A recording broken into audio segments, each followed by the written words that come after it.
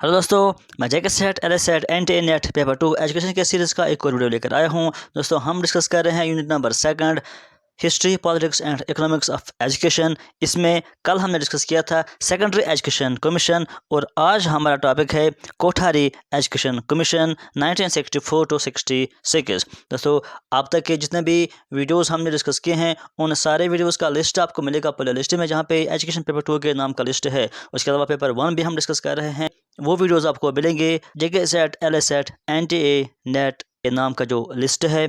उसके अलावा वहाँ पर आपको इंपॉर्टेंट MCQs भी मिलेंगे और प्रीवियस पेपर्स भी हम डिस्कस कर रहे हैं, वो पेपर्स आपको मिलेंगे नेट सेट प्रीवियस पेपर्स के नाम का जो लिस्ट है। PDF फाइल्स और नोट्स आपको मिलेंगे टेलीग्राम चैनल पर। अगर किसी ने टेलीग्राम ग्रुप ज्वाइन नहीं किया है तो अभी ज्वाइन कीजिए और वहाँ से वो PDF नोट्स और PDF पेपर्स देख लो। तो चलिए हम शुरू करते हैं आज का वीडियो कोठारी कमीशन 1964 to 66। दोस्तों, सबसे पहले हम बात करेंगे कि ये जो कोठारी कमीशन है इसको एक और नाम से हम जानते हैं। ये इंपॉर्टेंट है और इसको याद रखिए क्योंकि एग्जाम में कभी ये भी पूछा जाता है। कोठारी कमीशन को हम कहते हैं इंडियन एजुकेशन कमीशन। ये याद रखिए, Indian education commission after independence भी इसको कहते हैं, क्योंकि इससे पहले भी एक कमीशन है जिसको इंडियन एजुकेशन कमीशन कहा जाता है, जो कि इंडिपेंडेंस से पहले आया था, तो उसकी हम यहाँ पर बात नहीं कर रहे हैं। ये कमीशन यानी कोठारी कमीशन या इंडियन एजुकेशन कमीशन ये गवर्नमेंट ऑफ इंडिया ने अपॉइंट किया था एट द एंड ऑफ या towards the end of third 5 year plan, जो कि थर्ड 5 ईयर प्लान था उसके एंड में ही इस कमीशन को लाया गया था। और इसका जो चेयरमैन है वो आप जानते ही हैं, DS कोठारी जिसको कहते हैं, डॉक्टर दौलत सिंह कोठारी, क्योंकि इसलिए इसको नाम भी पड़ गया है कोठारी कमीशन। ये चीज़ें इसमें इम्पोर्टेंट हैं। अब हम बात करते हैं पर्पस ऑफ दिस कमीशन कि अगर ये कमीशन बनाया गया है गवर्नमेंट ऑफ इंडिया की तरफ से, इसका पर्पस क्या था। In order to remove the defects in the field of education के फील्ड में जो भी डिफेक्ट्स थे उनको रिमूव करने के लिए ये कमीशन बनाया गया था under the guidance of Indian constitution. ये भी आप याद रखिए कि इंडियन कॉन्स्टिट्यूशन के गाइडेंस के तहत इसको बनाया गया था, ताकि जो एजुकेशन में ओवरऑल डिफ़िकल्टीज़ है, क्योंकि इससे पहले जो हमने कल भी बात की कि सेकेंडरी एजुकेशन कमीशन आया था।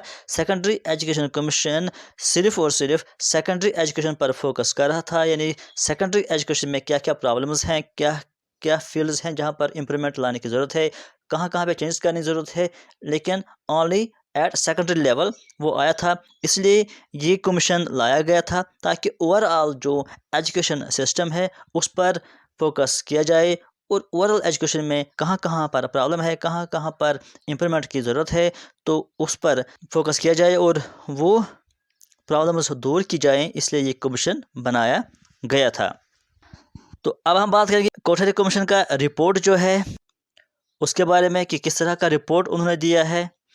This report is divided into 4 sections. ये आप याद रखिए कि जो कोठारी कमीशन है जो उन्होंने रिपोर्ट पेश किया है, उन्होंने इस रिपोर्ट को 4 सेक्शन में डिवाइड किया है। इसको आप याद रखिए। ज़्यादा आपको डिटेल वो सेक्शंस नहीं पढ़ने हैं, लेकिन कम से कम जो मेन पॉइंट्स है ये आपको याद होने चाहिए और ये आपको काम आएंगे आने वाले एग्जाम्स में। तो सेक्शन फर्स्ट जो था वो किस पे डील करता था, डील्स विद जनरल प्रॉब्लम्स, यानी जो जनरल प्रॉब्लम्स है एजुकेशन से रिलेटेड उनको अलग सेक्शन बनाया गया। सेक्शन फर्स्ट उसको नाम दिया गया। और जो सेक्शन सेकंड था वो किससे डील करता था, with education at different stages in different sections, यानी अलग अलग जो स्टेजेस होती हैं, primary stage, middle stage, high stage, higher stage, इन पर क्या क्या प्रॉब्लम्स है, तो उन प्रॉब्लम्स को अलग सेक्शन में बनाया गया था। उसके बाद जो थर्ड सेक्शन लाया गया था, थर्ड सेक्शन किसके साथ डील करता था, with implementation of various recommendations and programmes suggested by the commission, यानी कमीशन ने कौन कौन से प्रोग्राम्स को इम्प्लीमेंट करने की सजेशंस दी है, उनके लिए अलग एक सेक्शन बनाया गया था कि कौन कौन सी मेन चीज़ें हैं जो इस कमीशन में कहा गया है कि इनको इम्प्लीमेंट करना चाहिए, उनको अलग सेक्शन में डाल दिया गया था और उसको सेक्शन 3 नाम दिया गया था। उसके बाद सेक्शन 4 भी लाया गया था। सेक्शन 4 में क्या था, कंसिस्ट ऑफ सप्लीमेंट्री पेपर्स, यानी जो सप्लीमेंट्री पेपर्स थे इस कमीशन के, वो उस सेक्शन में उनको रखा गया था।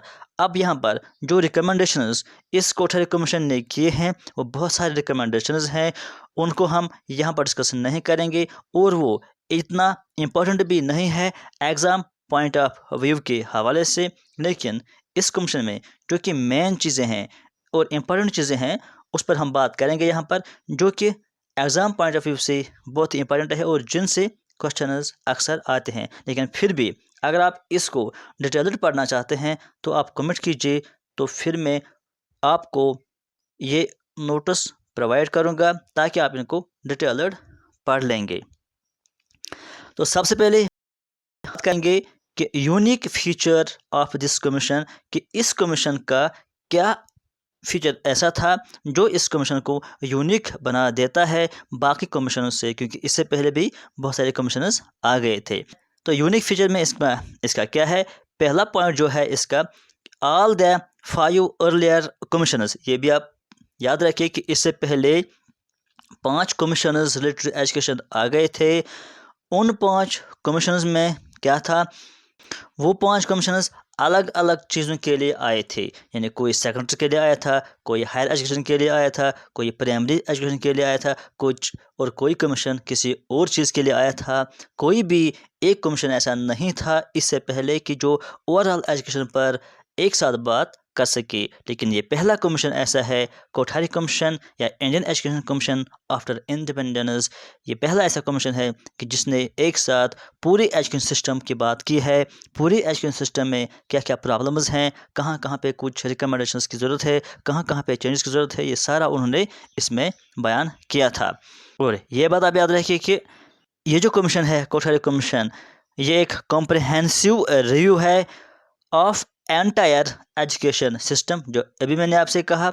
उसके बाद जो दूसरा पॉइंट है इसका जो इसको यूनिक बना देता है वो क्या है कि इस कमीशन में क्या कहा गया है, इस कमीशन में कहा गया है कि education is the most powerful instrument of the national development, यानी एजुकेशन को बहुत ज़्यादा अहमियत दी गई थी इस कमीशन में। इससे पहले जो भी कमीशंस आए थे उन्होंने इतना इम्पोर्टेंस नहीं दिया था एजुकेशन को, और उन्होंने नहीं कहा था कि एजुकेशन एक नेशनल डेवलपमेंट का एक सोर्स है, एक ज़रिया है। यहाँ पर आप देख लीजिए कि never before education was given such a niche of national honour, यानी इतना बड़ा उसका ओहदा और ऑनर उसको नहीं दिया गया था एजुकेशन को इस कमीशन से पहले। Never before was it conceived as a pivotal of national honour, जितना इस कमीशन में कहा गया है कि एजुकेशन इंपॉर्टेंट है उतना उससे पहले कभी नहीं कहा गया है। Never before was it conceived as a pivot of nation's progress and the prosperity as revealed in the pages of commission report, जो अभी मैंने आपसे कहा कि यहाँ पे कहा गया था कि ये एक नेशनल डेवलपमेंट के लिए इम्पोर्टेंट है, इससे पहले ये कभी नहीं कहा गया है। तो ये चीज़ें इस कमीशन को यूनिक बना देते हैं। और थर्ड पॉइंट जो कि इस कमीशन को यूनिक बना देता है और वो ज़्यादा इंपॉर्टेंट है जिससे क्वेश्चन आते हैं कि ये जो कमीशन है ये एक ऐसा कमीशन है कि जिसमें इंटरनेशनल बॉडीज़ भी शामिल की गई है। The international composition of the commission is also significant as the commission included, ये आप जानते हैं और आपको याद भी रखना है कि 7 इंडियन मेंबर्स इस कमीशन में थे। जो भी ये कमीशन बनाया गया था ये वन मैन कमीशन नहीं था, इसमें 7 इंडियन मेंबर्स थे और 5 मेंबर्स बाकी स्टेट्स के थे। वो 5 मेंबर्स किन बाकी कंट्री से थे जो कि इम्पोर्टेंट कंट्रीज़ है, यानी जापान से एक मेंबर था, फ्रांस से एक मेंबर था, यूके से एक मेंबर था, यूएसए और यूएसएसआर, इन 5 कंट्री से एक एक मेंबर लाया गया था। ये 5 और इंडियन से 7 मेंबर्स थे और उसके अलावा 20 कंसल्टेंट्स भी थे जो कि डिफरेंट कंट्रीज से लाए गए थे। इनके अलावा तो जो इन्होंने रिपोर्ट पेश किया, रिपोर्ट तैयार किया, उस रिपोर्ट में क्या था, 12 task forces and 7 working groups. उस रिपोर्ट को तैयार करने के लिए 12 टास्क फोर्सेस बनाए गए थे और 7 वर्किंग ग्रुप्स बनाए गए थे जो इस कमीशन पर काम कर रहे थे। उसके अलावा इंटरव्यूड मैन एंड वुमेन वो पूरे इंडिया में गए ये कमीशन में, जो इसमें मेंबर्स काम कर रहे थे। 9 इंटरव्यूड 9000 मैन एंड वुमेन, यानी कुल मिलाकर 9000 मैन और वुमेन को उन्होंने इंटरव्यू किया, उनसे बातचीत की कि किस तरह का एजुकेशन आप चाहते हैं, कहाँ कहाँ पे आपको लगता है कि चेंज करनी है, कौन सी चीज़ें आपको लगता है कि सही नहीं है, कहाँ पे इम्प्रूवमेंट की ज़रूरत है। ये सारा उन्होंने इंफॉर्मेशन जमा किया है। पूरे इंडिया में वो घूमे और हर एक से उन्होंने इंटरव्यू किया। करीब करीब 9000 मैन और वुमेन थे जिनसे उन्होंने इंटरव्यू किया और उनसे राय उन्होंने ले ली है। और इस कमीशन को तैयार करने के लिए कितना टाइम लगा कि 100 डेज, 100 दिन इसको तैयार करने में लगे उनको। डेट आप याद रखिए कि 2 अक्टूबर 1964 में ये स्टार्ट किया गया इस टास्क को, और जो रिपोर्ट सबमिट किया गया 29 जून 1966 में उन्होंने रिपोर्ट को सबमिट किया। और 4 सेक्शन में इसको डिवाइड किया गया था रिपोर्ट, जो पहले ही हमने बात की। उन सेक्शंस का नाम भी मैंने आपको बताया और उन सेक्शंस में क्या क्या मेन हेडिंग्स थी वो भी मैंने आपको बताया। और 19 चैप्टर्स में इस रिपोर्ट को उन्होंने डिवाइड किया था। अब यहाँ पर हम बात करते हैं कुछ मेन चीज़ें जो कि रिकमेंडेशन में शामिल थी कि टीचर ट्रेनिंग एंड स्टेटस, यानी टीचर ट्रेनिंग के लिए उन्होंने क्या रिकमेंड किया था, क्या कहा था, और टीचर स्टेटस के लिए उन्होंने क्या कहा था, ये भी हम यहाँ पर देखते हैं। It was for very first time that teacher training was recognized as being an important component of the overall education system in India। कल हमने बात की थी सेकेंडरी एजुकेशन कमीशन में, जब मैंने आपसे कहा था कि सेकेंडरी एजुकेशन में टीचर्स पर बहुत ज़्यादा जोर दिया गया था। वहाँ पर भी कहा गया था कि टीचर ट्रेनिंग के लिए इंस्टीट्यूशंस होने चाहिए, और वहाँ पर कहा गया था कि 2 टाइप के टीचर ट्रेनिंग इंस्टीट्यूट होने चाहिए। यानी कहने का मतलब यह है कि ये जो कोठारी कमीशन है, इससे पहले भी कुछ कमीशनर्स आए थे जहां पर यह कहा गया था कि टीचर्स के लिए ट्रेनिंग होनी चाहिए, लेकिन इतना इम्पोर्टेंस वहां पे नहीं दी गई थी। जो कोठारी कमीशन है, इस रिपोर्ट में, इस कमीशन में बहुत ज़्यादा इम्पोर्टेंस दिया गया था और बहुत ज़्यादा ब्रॉडली कहा गया था कि किस तरह के टीचर ट्रेनिंग इंस्टीट्यूशंस होने चाहिए और किस तरह का उनका वहाँ पे रोल होना चाहिए, वो इस कमीशन में कहा गया था। और एक और इम्पोर्टेंट बात यहाँ पर आपको याद रखनी है कि जो ये कोठारी कमीशन है, इसी के रिकमेंडेशंस के बिना पर NCTE कायम किया गया है। NCTE आप जानते हैं, national council for teacher education, national council for teacher education. इसको वजूद में लाया गया था on the basis of recommendations of Kothari commission. उन्होंने कहा था कि टीचर्स ट्रेनिंग के लिए एक अलग सा सिस्टम होना चाहिए, तो फिर इसको लाया गया था और ये फार्म हुआ था 1973 में। इसको आप याद रखिए, इस डेट को, इम्पोर्टेंट डेट है।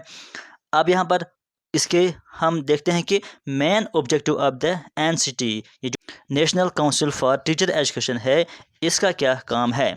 इसका काम यह है कि to achieve planned and coordinated development of teacher education system. जो भी टीचर एजुकेशन सिस्टम है उसमें कोऑर्डिनेटेड और प्लान्ड डेवलपमेंट आ जाए थ्रू आउट द कंट्री, ये इंपॉर्टेंट बात है। The regulation and proper maintenance of norms and standards को मेंटेन करना, उनको चेक करना, ये भी NCTE का काम है। उसके अलावा भी बहुत सारे इसके अंडर काम आते हैं, उनको हम स्किप करते हैं, लेकिन हम यहाँ पर जाते हैं कि जो टीचर का स्टेटस है उसके बारे में इस रिपोर्ट ने क्या कहा था। Kothari education commission, Kothari commission जो है, उन्होंने कहा था कि जो टीचर्स हैं उनकी आप सोशल एंड इकोनॉमिक लेवल को इम्प्रूव कीजिए, यानी उनकी जो सोशल लाइफ है और इकोनॉमिक लाइफ है इसको थोड़ा सा इम्प्रूव कर देना चाहिए। और इसके लिए उन्होंने कहा है कि अपग्रेडिंग द पे स्केल, यानी टीचर्स के लिए पे स्केल को अपग्रेड करना, ये रिकमेंड किया था कोठारी एजुकेशन कमीशन, ताकि जो टीचर्स हैं उनकी सोशल लाइफ और उनकी इकोनॉमिक लाइफ बेहतर हो जाए।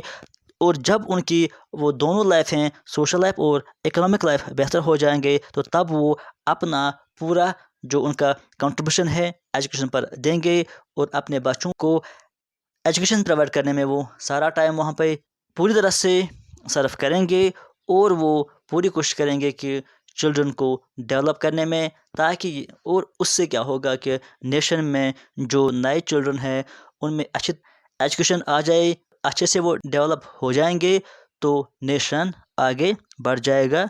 और इसलिए उन्होंने कहा कि उनकी पे स्केल अपग्रेड कीजिए और रिवाइज्ड कीजिए ऑल लेवल के टीचर्स जो हैं। उन्होंने कहा कि जो भी टीचर्स के लेवल है, चाहे वो प्राइमरी लेवल के टीचर्स हैं, चाहे वो सेकेंडरी लेवल के हैं, चाहे वो हायर एजुकेशन के टीचर्स हैं, हर एक में ये पे स्केल रिवाइज करना चाहिए और उनको अपग्रेड करना चाहिए। तो ये था कुछ मेन चीज़ें अबाउट कोठारी एजुकेशन कमीशन। इसके बाद जो हमारा नेक्स्ट है उसके बारे में हम बात करेंगे अगले वीडियो में। कि इस वीडियो में फिलहाल इतना ही। Thank you.